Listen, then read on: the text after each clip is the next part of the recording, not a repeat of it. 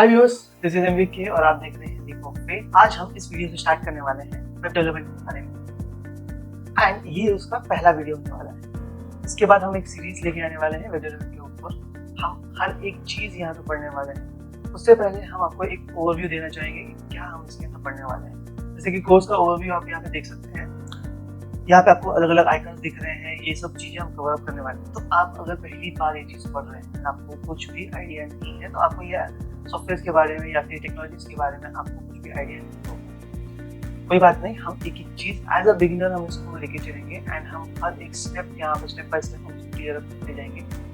And अगर आप ये चीज़ प्रॉमिस करते हो, आप कंसिस्टेंस रहने वाले हो, तो ये मैं आपसे वादा करता हूँ कि आप एंड ऑफ दिस सेशंस ये पूरा अगर आप सीरीज कंप्लीट कर लेते हो तो आप अपना खुद का एक SaaS या फिर आप बोल सकते हो किसी और क्लाइंट्स के लिए आप वेबसाइट बनाना, ये सब चीज़ें आप बना करके दे सकते हैं। बट इसमें आपको कंसिस्टेंट रहना पड़ेगा। हर रोज आपको जो भी वीडियो यहाँ का अपलोड हो रहा है उसे फॉलो करना पड़ेगा, साथ ही साथ आपको प्रैक्टिस भी करना पड़ेगा। अगर आप सिर्फ वीडियो देखते रहेंगे तो ये नहीं आएगा। अगर आप सिर्फ वीडियो देखने के लिए आप देख रहे हो तो मैं आपको सजेशन करूँगा आप वीडियो छोड़िए। बट अगर आप प्रॉमिस कर रहे हो आप प्रैक्टिस भी करने वाले हो उसके साथ साथ, then you should follow this series. मैं बेसिक्स के साथ स्टार्ट करने वाला हूँ। अगर आप कोई स्कूल स्टूडेंट हो या फिर आप ये प्लान कर रहे थे कि वेब डेवलपमेंट सीखना चाहता हूँ, तो ये आपके लिए बहुत ही अच्छा टाइम स्टार्ट करने के लिए। चलिए जल्दी से हम लोग एक करिकुलम देख लेते हैं क्या क्या चीज़ें पढ़ने वाले हैं। जैसे कि आप देख सकते हैं इस वीडियो के साथ मैं आपको इंट्रोडक्शन स्टार्ट करने वाला हूँ।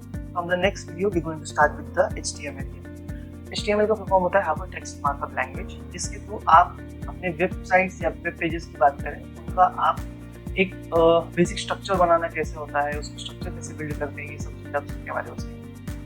उसके बाद हम सीखेंगे CSS, जिसका फॉर्म होता है कैस्केडिंग स्टाइल शीट। इसकी मदद से आप अपने वेब पेजेस जो भी आपने स्ट्रक्चर बनाया है उसको आप स्टाइल करना सीखेंगे। इसके बाद हम सीखेंगे जावास्क्रिप्ट। जावास्क्रिप्ट आपका पहला लैंग्वेज होने वाला है, प्रोग्रामिंग लैंग्वेज। आप इसके अंदर प्रोग्रामिंग लैंग्वेजेस के सारे कंसेप्ट सीखेंगे, कैसे आप कोड करना है वो सीखेंगे, किस कोड एडिटर को हम यूज करना है इसके लिए, वो सब हम चीज़ें सीखने वाले हैं।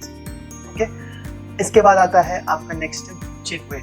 jQuery आपका जावास्क्रिप्ट का ही लाइब्रेरी है। इसके अंदर आप स्निपेट्स सीखने वाले हो, जिसमें आपको जावास्क्रिप्ट में आपको मल्टीपल लाइन सीखने पड़ते थे, उसे आप एक सिंगल स्निपेट की मदद से एग्जीक्यूट कर सकते हैं। तो आपका दिमाग में एक सवाल हो सकता है कि तो हम डायरेक्टली jQuery क्यों नहीं पढ़ रहे थे, जावास्क्रिप्ट क्यों पढ़ रहे थे? क्या आपको jQuery यूज करने के लिए आपको पहले जावास्क्रिप्ट समझना जरूरी है, उसके बाद ही आप jQuery को अंडरस्टैंड। नेक्स्ट स्टेप आप सीखने वाले हो बूटस्ट्रैप। बूटस्ट्रैप आपका CSS का लाइब्रेरी है, जहाँ पे आप CSS में आप मल्टीपल कोड ऑफ लाइंस लिखोगे to make beautify of your web pages. वहाँ पे आप बने बनाए हुए टेम्पलेट्स आप यूज करेंगे, जो कि ऑलरेडी आपके बूटस्ट्रैप में अलग डेवलपर ने बना करके रखे हुए हैं। उनके आप सिर्फ बने बनाए हुए टेम्पलेट्स अपने वेबसाइट्स के अंदर आप यूज करोगे with the using of class name. अब ये सब चीज़ें क्या होता है, अगर आप पहली बार बूटस्ट्रैप के बारे में सुन रहे हो तो क्लास नेम क्या होता है, CSS ये कैसे आप लिखते हो या फिर इनको कैसे इम्प्लीमेंट करना आपको अगर नहीं पता, तो हम ईच एंड एवरीथिंग यहाँ पे स्टेप बाय स्टेप करने वाले हैं।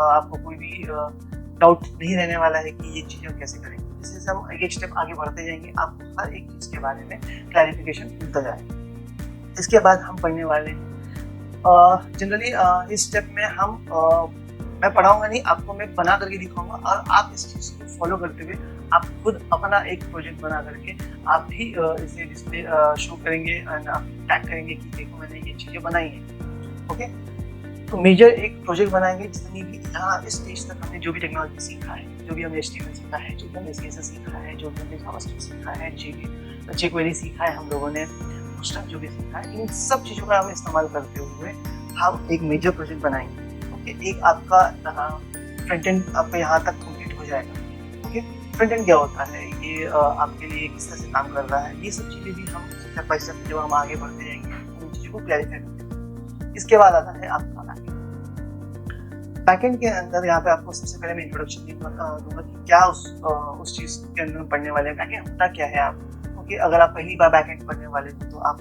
सारे डाउट्स क्लियर करने वाला हूँ उस चीज़ के अंदर में कि बैकएंड कैसे काम करता है, ये कितने अलग अलग टेक्नोलॉजीज में अवेलेबल है आपके पास। ओके, उसके बाद हम Node.js पढ़ने वाले हैं। ये आपका जावास्क्रिप्ट का ही जिसकी मदद से हम बैकएंड डिजाइन करने वाले हैं। ऑलरेडी हमने फ्रंट एंड में जावास्क्रिप्ट लैंग्वेज पढ़ा है, इसीलिए हम बैकएंड में भी सेम लैंग्वेज यूज करेंगे करेंगे जिससे आपको कन्वीनियंट होगा इस लैंग्वेज में कोड करने के लिए, बिकॉज आप ऑलरेडी उस लैंग्वेज को फ्रंट एंड में सीख चुके होंगे, तो बैकएंड में ही उस लैंग्वेज को कैसे एक्सक्यूट करना है उसमें आपको ज़्यादा प्रॉब्लम नहीं आएगी। इसलिए हम सेम टेक्नोलॉजी को हम यहाँ पे बैकएंड के लिए यूज़ कर रहे हैं। अदरवाइज हम पाइथन भी यूज़ कर सकते हैं फॉर बैकएंड, हम PHP यूज़ कर सकते हैं फॉर द बैकएंड, ऐसे जावा भी है, बहुत सारे लैंग्वेज बैकएंड के लिए यूज़ कर सकते हैं। बट ऑलरेडी हमने जावास्क्रिप्ट पढ़ा हुआ है फ्रंट एंड में, तो हमें ज़्यादा प्रॉब्लम नहीं होगा बैकएंड में भी उसी लैंग्वेज को यूज़ करने। उसके बाद आएगा आपका Node.js में एक्सप्रेस विद Node.js।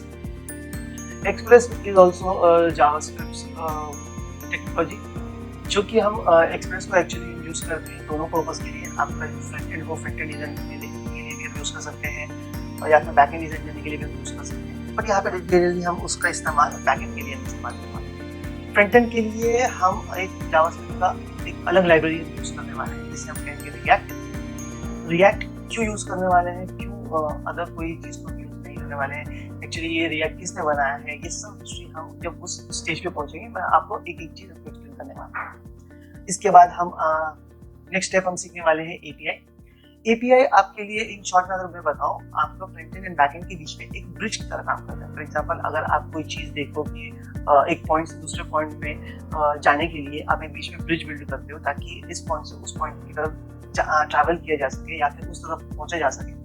उसका जैसे ब्रिज एक काम करता है, वैसा ही सेम आपका API काम करता है। API का काम होता है आपका फ्रंट एंड को बैक एंड के साथ कम्युनिकेट करना। तो हम ओपन सोर्सेस के जितने भी APIs अवेलेबल हैं हमारे लिए, उनमें से हम कुछ APIs ट्राई करेंगे अपने प्रोजेक्ट्स के अंदर।